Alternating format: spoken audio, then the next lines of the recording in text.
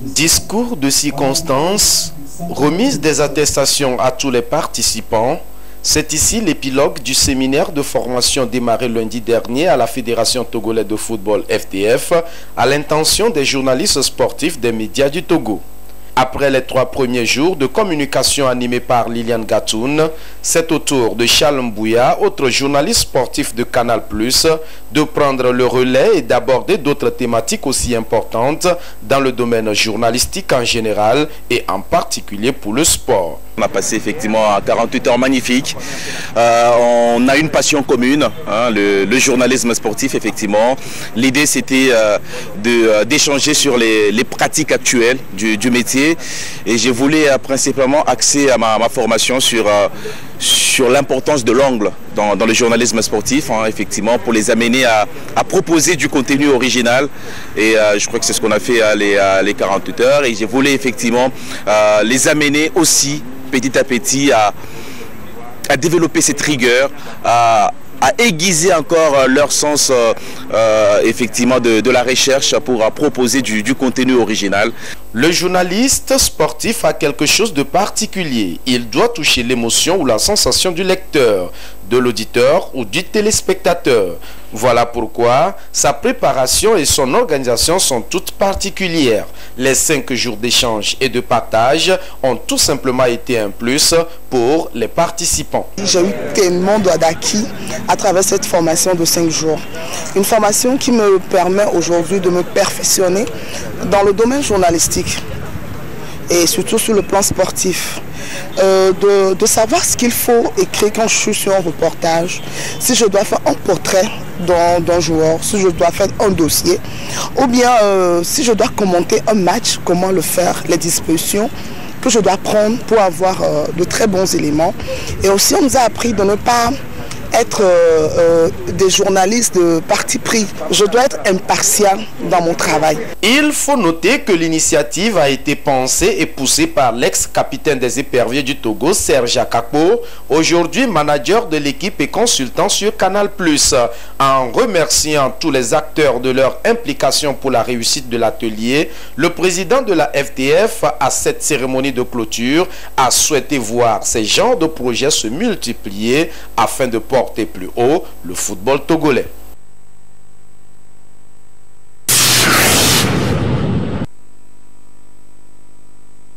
Le gouvernement togolais a fait de l'agriculture un secteur clé pour le développement du pays.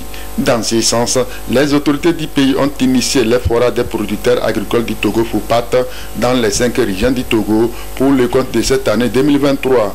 L'une des thématiques abordées au cours de ces rencontres est la mécanisation de l'agriculture. Selon certains acteurs du domaine, le Togo dispose d'un cadre institutionnel et des atouts pour la mécanisation de son agriculture. Le Togo fait son chemin avec notamment les programmes et les outils dont l'État a mis en place pour appuyer cette mécanisation. Quand vous prenez l'APRODAT, l'Agence de promotion et de développement des agropoles du Togo, vous prenez le MIFA, le mécanisme d'initiative de financement de l'agriculture, vous prenez l'ATA, Agence de transformation agricole, c'est des structures qui sont là, à qui on doit donner encore de la matière pour pouvoir pousser cette mécanisation à se réaliser au Togo. Et il faut aussi y ajouter le financement. Le Togo dispose d'une jeunesse, d'une main-d'œuvre.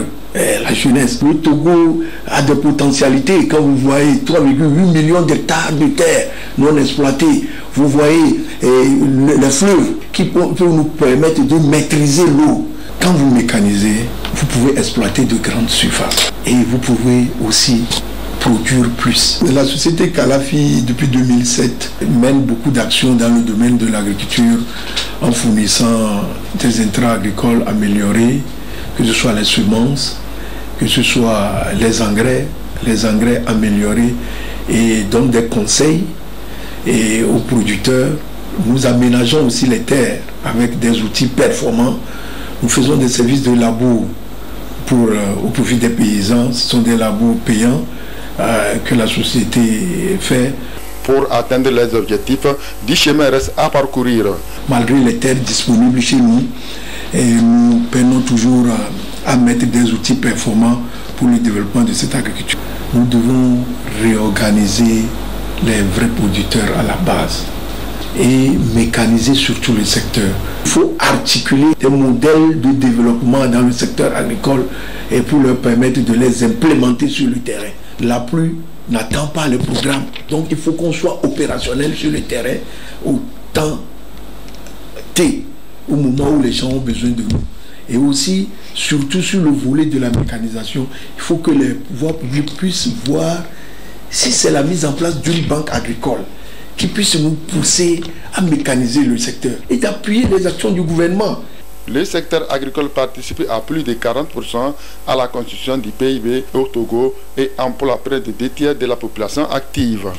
Développer ce secteur permettra de lutter contre la pauvreté et de créer des emplois.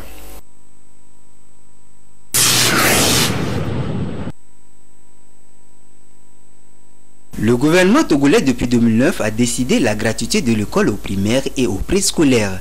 Cette réforme a pour but de donner l'égalité de chance aux enfants en âge d'être scolarisés, d'avoir accès à l'éducation.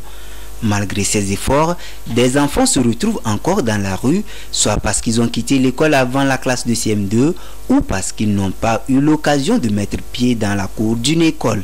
Ces enfants dont l'âge est compris entre 9 et 14 ans ont l'opportunité de se rattraper à travers l'éducation non formelle. L'éducation non formelle, au fait, c'est une éducation qui concerne uniquement les enfants compris entre 9 et 14 ans, c'est-à-dire les enfants de la rue, les enfants déscolarisés, les enfants apprentis qui sont dans des apprentissages, qui apprennent des métiers mais sûrement ils n'ont pas fréquenté avant d'y aller. Parce qu'à partir de 15 ans, on est dans l'analphabétisme. Donc l'enfant n'est plus enfant, il a grandi, il peut suivre une formation d'alphabétisation. L'idée même de l'éducation, c'est faire quoi? C'est de prendre ces enfants-là et de les faire rattraper l'éducation formelle. Pour mieux structurer le secteur, les autorités en charge de l'action sociale et de l'alphabétisation ont pensé à l'élaboration des curricula de formation adaptés. Il y a des documents qui sont là spécifiques et ces enfants-là, ils vont également à l'école de lundi à samedi pour plus de précision. C'est-à-dire qu'ils ont besoin de temps pour pouvoir apprendre.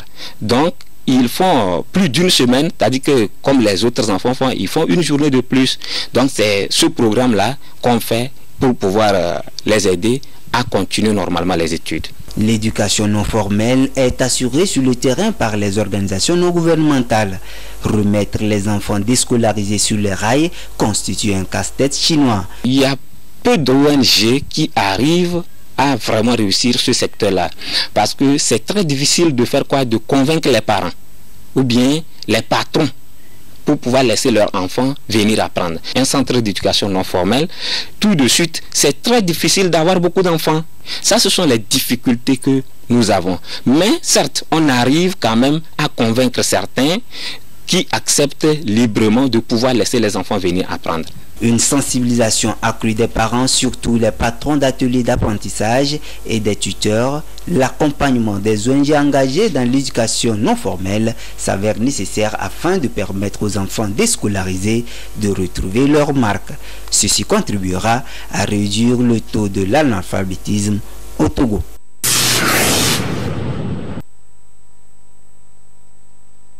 Avec des déchets organiques comme principale matière première, l'homme est parvenu à la conception du biodigéteur domestique, un système qui produit du biogaz pour la cuisine.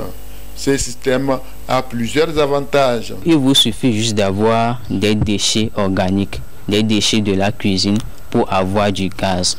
Vous n'avez pas besoin d'aller acheter ça quelque part. Tout ménage qui produit des déchets organiques peut avoir le biodigesteur domestique chez lui et produire lui-même le gaz. Et l'autre avantage, c'est que ça a une durée de vie de plus de 10 ans. Le système est très bien conçu, elle est très économique par rapport au gaz que nous chargeons. Et en plus, ça ne noircit pas les ustensiles que nous utilisons pour cuisiner. Le biodigéteur domestique est aussi une alternative face au changement climatique. L'idée m'est parvenue du fait que je me posais des questions si l'énergie solaire était la seule source d'énergie renouvelable qu'on pouvait utiliser ici en Afrique. Et en menant des recherches, j'ai découvert qu'il y avait possibilité d'utiliser les déchets pour produire de l'énergie. Et c'est avec le temps que je suis arrivé à construire le biodigesteur domestique grâce auquel, avec les déchets, les matières organiques, on pourrait les utiliser pour produire du gaz pour la cuisson des repas. Nous avons installé ces systèmes et aussi contribué à la réduction de la pollution des gaz à effet de serre. Quand vous mettez les matières à l'intérieur, dès que ça produit du gaz, vous avez la possibilité de récupérer les matières restantes comme engrais naturel et l'utiliser en agriculture. Concernant les déchets organiques, je fais référence par exemple au reste de repas. Ici au Togo, nous préparons ce qu'on appelle la pâte. Après avoir préparé la pâte, il y a des restes qui restent dans la marmite. Ces restes-là, vous pouvez l'utiliser pour mettre dans le biodigesteur. Vous pouvez utiliser les débris de carottes, de betteraves, tout ce qu'on utilise pour faire la cuisine. Tous ces débris ou restes-là peuvent être utilisés pour produire du gaz. Les difficultés liées à la conception du biodigesteur domestique sont nombreuses. Les difficultés que nous avons, c'est au niveau financier, parce que toutes ces recherches ont été faites à fonds propres. Notre doléance, c'est qu'on fasse connaître notre système, parce que ici en Afrique, il y a beaucoup de personnes qui n'ont pas l'information. Ils jettent les déchets et ces déchets-là polluent l'environnement. Des initiatives à encourager car elles permettent de promouvoir l'entrepreneuriat des jeunes.